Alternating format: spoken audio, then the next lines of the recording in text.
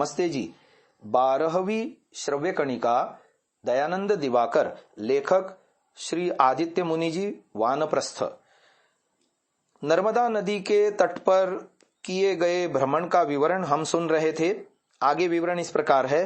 गौतम ऋषि की तपोभूमि के समीप ही धर्मपुरी है और मानधारा का जलप्रपात है। इसी के आगे जंगल के अंदर काल भैरव की गुफा है। वहां किन्हीं योगी और सिद्ध पुरुषों के होने की आशा शुद्ध चैतन्य ने छोड़ दी थी। इस प्रकार नर्मदा के दोनों तटों में अन्यान्य बहुत सी उपनदियां आकर मिलती हैं। नदियों के संगम स्थलों में बहुत से तीर्थ हैं। प्राचीन काल से ऋषि मुनियों के नाम पर बहुत से आश्रम बन गए हैं। साधु तपस्वी लोगों के साधना करने के लिए और साधना शिक्षा देने के लिए यहाँ साधन क्षेत्र भी बन गए हैं।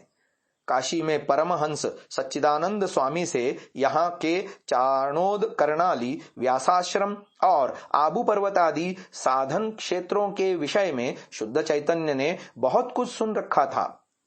इनमें आबू अरावली का श्रृंग विशेष था, अतः इन स्थानों के प्रति उसका विशेष आकर्षण था।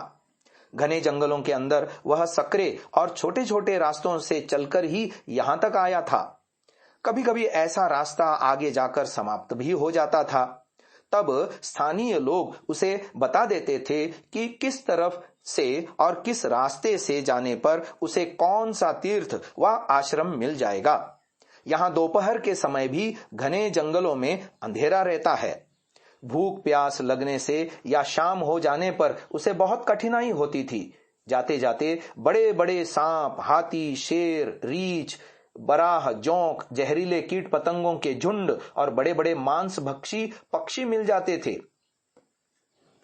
मध्य प्रदेश के अंतिम हाथी बिलासपुर के उत्तरी पहाड़ी वनों में गत सदी यानी 20वीं के प्रारंभ के 20-30 वर्षों तक पाए जाते रहे हैं। सन 1860 यानी संवत 1917 विक्रमी में जिला भ्रमण पर आए कैप्टन जे फारसायत के अनुसार यहाँ लगभग 300 हाथी थे, जो करीब 1200 वर्ग मील विस्तृत घने साल वनों में स्वच्छंद विचरते थे। मातिन और उपरोड़ा के बीच से उत्तर दक्षिण दिशा में बहने वाली हसदेव और उसकी सहायक नदियां उन हाथियों के झुंड की प्रमुख आश्रय थीं। उसके बाद के आने वाले वर्षों में यह बियावान क्षेत्र हाथी विहीन हो गया और उसके साथ ही मध्य प्रदेश का एक गौरव समाप्त हो गया, जिसकी अब स्मृति ही यहाँ वहां चंद्रबाई के पृथ्वीराज रासो और आईने अकबरी इत्यादि में बची हुई है। दैनिक नई दुनिया इंदौर पत्रिका के 8 फरवरी 1985 ईस्वी का लेख। हम आगे पढ़ते हैं कि लेकिन उनमें से किसी ने भी जो हिंस्र पशु आदि थे हमारे चरित्र नायक को हानि नहीं पहुंचाई। इस प्रकार वह नदी के इस पार से उस पार जाया आया करता था। कहीं कहीं घाट उतराई के लिए नाव का प्रबंध भी नहीं होता था, तब वह लकड़ी के एक टुकड़े के सहारे पर ही नदी पार कर लिया करता था। जहां कुछ भी प्रबंध नहीं होता था वहां ब्रह्मचारी शुद्ध चैतन्य तैर कर ही नदी पार कर लिया करता था। फलस्वरूप उसका लोटा, कंबल और डंडा बहुत पहले ही छूट गए थे, जिससे वह द्वार बंगाधीश की दी गई स्नेह, श्रद्धा, प्रेम, प्रीति की इन निशानियों से भी मुक्त हो गया था। ब्रह्मचारी शुद्ध चैतन्य के इस भ्रमण की एक विशेष घटना यहाँ विशेष रूप से उल्लेखनीय है। एक दिन जब शाम होने वाली थी, सामने नदी थी, अमावस्या की अंधेरी रात आने वाली थी। इसे वह किस रूप में बिताएगा वह यही सोच रहा था कि देखते देखते और सोचते सोचते अंधेरा हो गया। तभी दूर से हर्ष ध्वनि की आवाज आने लगी। धीरे धीरे भीड़ नदी के किनारे पहुंच गई। उसने दूर से देख लिया कि एक 10 वर्ष के बालक को लोग नहला रहे हैं। सब पुरुष हर्ष के कारण नाच रहे हैं और स्त्रियां गाने गा रही हैं। एक माता बार बार उस लड़के को पकड़ने के लिए आती थी, किंतु लोग उस माता को धकेल देते थे। यह क्या बात है, यह जानने के लिए शुद्ध चैतन्य वहां पहुंच गया। तब उसे वहां बताया गया कि आज अति पुण्य मौनी अमावस्या है। मौनी अमावस्या अर्थात माघ कृष्णा 30 संवत 1905 की यह तिथि 24 जनवरी 1849 यानी 49 ईस्वी बुधवार को पड़ी थी। इस प्रकार ब्रह्मचारी शुद्ध चैतन्य को काशी से चलकर धर्मपुरी तक पहुंचने में लगभग 4 महीने का समय लग गया था। तो काल भैरव की गुफा में आज मध्यरात्रि को काल भैरव जो कि शिवजी के प्रमुख गण हैं, जो ब्रह्मचारी शुद्ध चैतन्य के कुल के भी भैरव थे, उनकी सेवा में इस निष्पाप, निर्दोष और शुभ लक्षण युक्त ब्राह्मण बालक को बलिवेदी पर चढ़ाया जाएगा, जिससे इसके माता पिता को पुजारियों की ओर से 50 रुपए प्राप्त हुए हैं।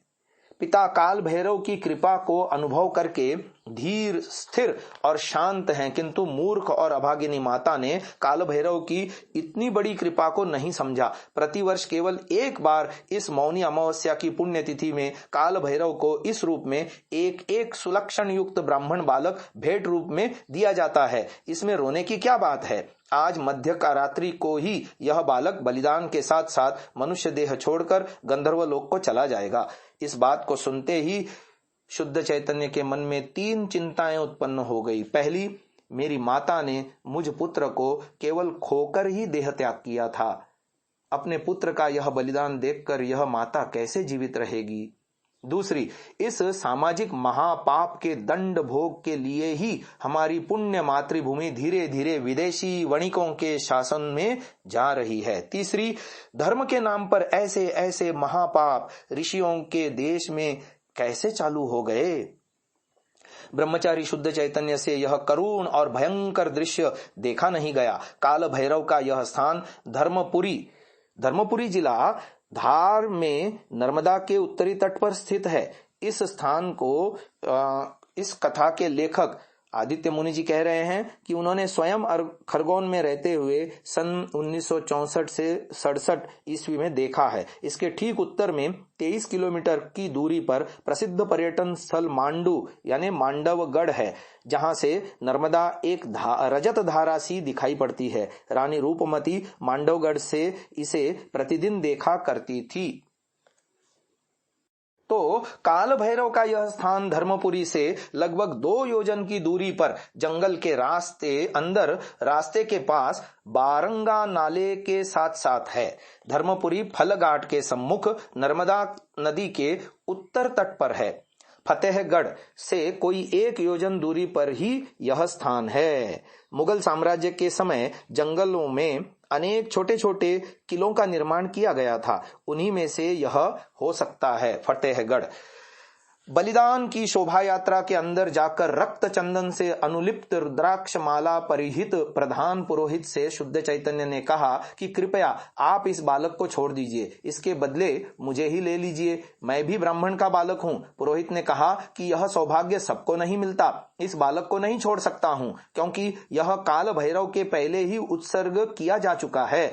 तुम भी चल सकते हो, वहां पुरोहित राज कापालिक की आज्ञा होगी तो इस बालक को छोड़ दूंगा और तुमको बलि पर चढ़ा दूंगा। ब्रह्मचारी शुद्ध चैतन्य सहर्ष राजी होकर शोभा यात्रा में शामिल होकर चलने लगा। लड़के की माता के कंठ से आवाज अति रुदन के कारण बंद हो गई थी। केवल पगली की तरह शोभा यात्रा में शामिल होकर आ रही थी। शोभा यात्रा काल भैरव की गुफा के सम्मुख पहुंच गई, जहां भयंकर भीड़ भाड़ थी। 7 कपड़े की पट्टियां सिर पर बांधकर करीब 50 आदमी कटारी हाथ में लेकर नाच रहे थे। करीब 100 स्त्री पुरुष शराब पी पी कर वहां गाना गा रहे थे। शुद्ध चैतन्य के बारे में पुरोहित और कापालिक के अंदर जब बातचीत हो गई तो उन्होंने शुद्ध चैतन्य से कहा कि अगर तुम राजी हो तो तत्काल भैरव की सेवा में तुमको बलिदान किया जाएगा। अतः शुद्ध चैतन्य राजी हो गया और पुत्र शोकातुर जननी को उसका पुत्र वापस दे दिया गया। तब पुत्र का आलिंगन करके माता बेहोश होकर गिर पड़ी।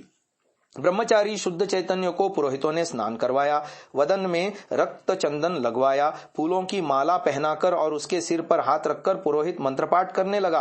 कपाल में कुमकुम लगवाया गया, खड्ग की पूजा की गई। काल भैरव की गुफा के सम्मुख काठ की वेदी पर शुद्ध चैतन्य के सिर को रखवाकर पुरोहित लोग मिलकर मंत्रपाठ करने लगे। चारों तरफ से काल भैरव बाबा की जय का उद्घोष होने लगा। शुद्ध चैतन्य ने उपस्थित जनसमूह को एक बार देखकर अपनी आंखें बंद कर लीं और बलिदान के लिए तैयार हो गया। पुरोहित ने कान में मुख लगाकर मंत्र पढ़ा। वो मंत्र और आगे की चर्चा हम कल की श्रव्य कणिका में आपको सुनाएंगे। इसे यहीं विराम देते हैं।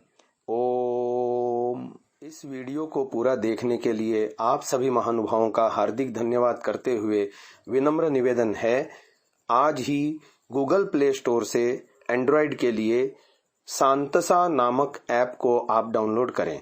इस ऐप में आपको महर्षि दयानंद, आर्य समाज, देशभक्ति, चरित्र निर्माण, संस्कृत आदि से संबंधित सैकड़ों घंटों का ऑडियो श्रवण करने को मिलेगा।